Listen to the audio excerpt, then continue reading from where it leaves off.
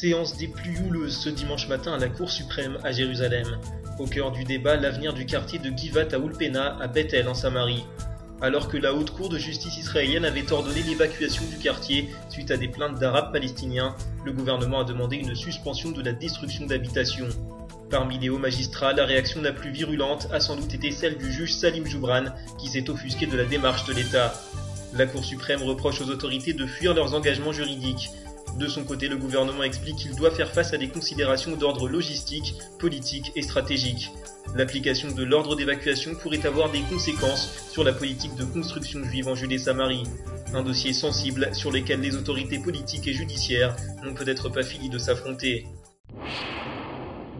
Mauvaise surprise pour les passagers de la route 60 qui relie plusieurs villes de la région du Binyamin au nord de Jérusalem. Un groupe d'Arabes palestiniens a retiré les drapeaux de l'État juif hissés sur des lampadaires le long de la route pour les remplacer par les bannières de l'autorité palestinienne. Un blogueur palestinien a indiqué sur Twitter que les drapeaux israéliens retirés allaient être brûlés. Les activistes ont justifié cette nouvelle provocation au motif de leur soutien avec les détenus palestiniens actuellement en grève de la faim dans les prisons israéliennes. L'acte aurait été commis très tôt samedi vers 3h du matin à l'aide d'échelles.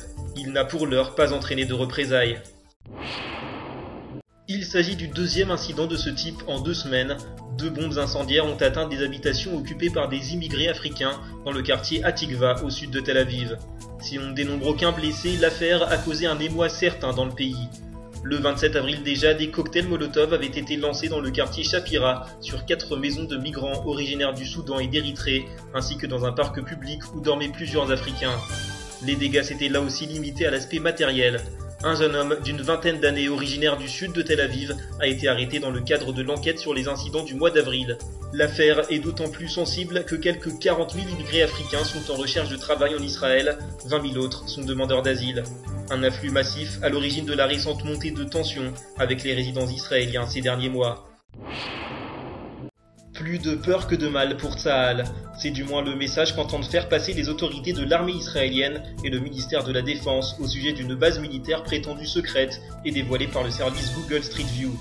Selon le site internet Ynet, soldats en poste, mais aussi véhicules de Tsahal stationnés dans la base avec leur plaque d'immatriculation étaient clairement visibles sur les images satellites. Les clichés en question permettaient également aux utilisateurs de visualiser le poste de garde. Fort heureusement pour l'armée israélienne, un porte-parole de Tsahal a affirmé que toutes les images publiées sur Street View ont été examinées et approuvées pour l'affichage et qu'elles ne présentent aucun risque pour la sécurité de l'État.